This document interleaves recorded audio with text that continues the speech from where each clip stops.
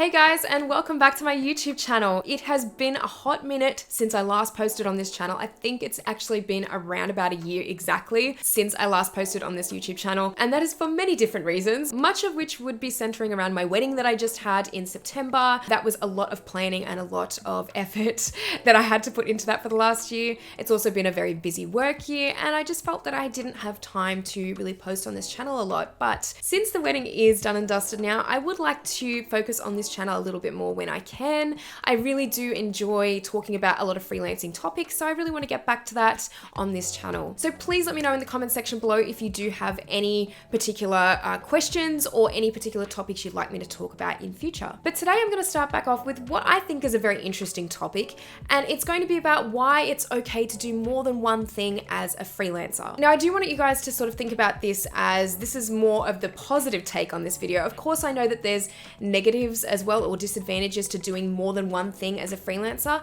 but I think there's some pretty hefty positives in there, and I really want to talk about them today because I think too often we are taught to stay in our lane, and we are told from a very young age that we should only focus on one thing. And one of the big reasons I actually wanted to talk about this topic, to go along with some of the experiences that I've had in the last year or two, is actually a quote that was always drummed into me when I was younger or growing up, and definitely something I heard a lot within the photography industry. And the quote that was always said to me was, "A jack of all trades is a master of none." And that always made a lot of sense to me because I felt that it would be important to stay in my lane, to think of a couple of photography genres, for example, that I wanted to focus on and become really good at as a freelancer. So I was known for that, and that's just how I should run my business. Through different experiences over the last many years of me doing this now, I have definitely come to realize that it is better to have, I guess, a bit of versatility in what you're doing. And one of the things I'd like to add to this quote is that actually this quote that I've just been talking about is not the original quote. It's unfinished, and it's funny how that always gets thrown around a lot, this particular part of the quote. But the actual quote is, "A jack of all trades is a master of none, but oftentimes better than a master of one," which I feel like I heard the rest of that quote and it just blew my mind because that's something that had really stuck with me for a very long time in terms of staying in my lane with what I was doing and not sort of branching out past what I was doing with beauty or fashion at the time, and something that was just very industry based too. I think as a freelancer, like I said, it's something that we get told a lot is to really stay in your lane and make sure that you're not going too far out with what you're doing. Now, I'm actually going to move into some tips around this now and some positives around this now, and I'll go into some point forms. And I think what I said before with about diversifying your skill set is one of the things I'm going to talk about first. Diversifying your skill set really happens to be a very important part of being a freelancer. If you can only do one creative thing, sometimes that can really be to your detriment. And this is because as a freelancer, we really do have to hustle at times. We really have to be looking for that next job, for that next bit of work, especially if your income is kind of like this. It's very inconsistent, which for a lot of freelancers it is.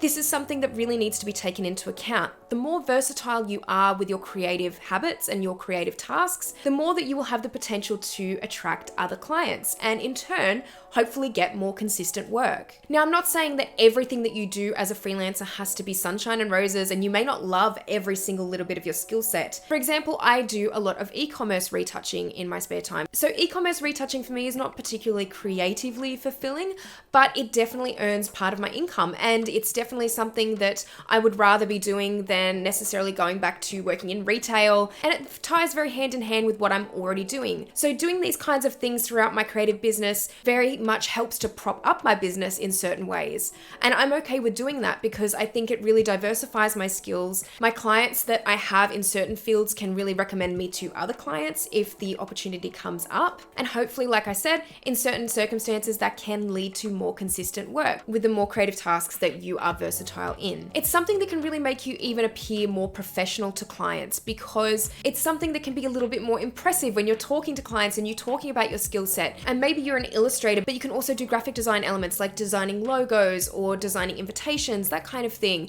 I mean, if you're able to build upon your skill set in that way and really look at ways that you can expand your business with doing more than one thing, I think that that's a very helpful thing to have as a freelancer. It's also about expanding your creativity and really having less limitations on what you can do. Quite often I've felt very jaded sometimes in the certain fields that I've picked up, like with fashion photography for quite a while, I felt very jaded. I felt like I wasn't able to do things that were more creative. I had to stay in my lane. I couldn't really do other things that I wanted to do. But I started to really recognize that that wasn't always the case, and that shouldn't be the case. And I should be diversifying my workload a lot more. I think as creatives, we don't want to feel like we've got too many limits on what we want to be doing in our lives. And sometimes with essentially monetizing one of your creative skills, it can feel kind of trapping or a little bit hard to get out of only doing the one thing. And sometimes it becomes unenjoyable to do that one thing after a while, because you may not feel like you've actually got a lot of creative freedom with what you're doing, especially when you're working for clients. And as a freelancer, that can feel very limiting. And it's something that I've definitely realized over the years, that it's okay to start doing more than one thing, and it's okay to have different types of creative pursuits under your belt. I think that it shows you as being a very professional person, and it also really helps to kind of lift your spirits when you feel like doing something new, and when the opportunity comes along for you to do something new, you feel like you can still pursue it without feeling like you need to stay in your lane all the time. It's really giving you that opportunity to feel less bored with what you're doing and kind of mixing it up every now and then. And I definitely feel that as freelancers, that's something that we really need to consider when we are working in our businesses, is really making sure that we're inspired, we're still kind of wanting to do the work that we want to do. And sometimes that helps by spreading it across a few different things instead of just going down that one particular route with one particular creative pursuit. So guys, I hope these points today have really helped you realize that maybe if you're feeling like you want to do something new in your creative business, that it's okay to start doing different skill sets, to start really working on different skill sets. It's okay creatively to try something new, and I don't always feel like we should have to be boxed up and put in our lane. A lot of people feel like the only way to really make money as a photographer or as a freelancer, creative freelancer, it's very important that you need to stick to one thing and really become known for that. But I actually feel it's to a detriment when it comes to actually earning an income, because if you're only earning an income from one thing where you could be earning an income from 3 or 4 different things, obviously that's where it really starts to become something that you should consider doing in terms of expanding your skill set. I will just put a disclaimer at the end of this video though, and say that it's important that you don't just do everything and anything. I think that can be more overwhelming to a creative freelancer, to really start doing everything at once.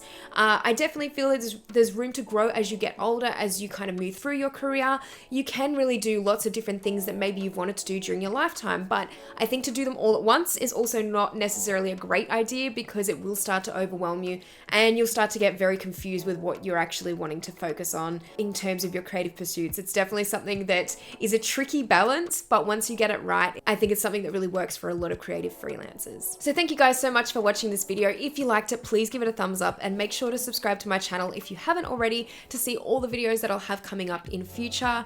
Thank you guys so much for watching this video, and I will see you in the next one. Bye.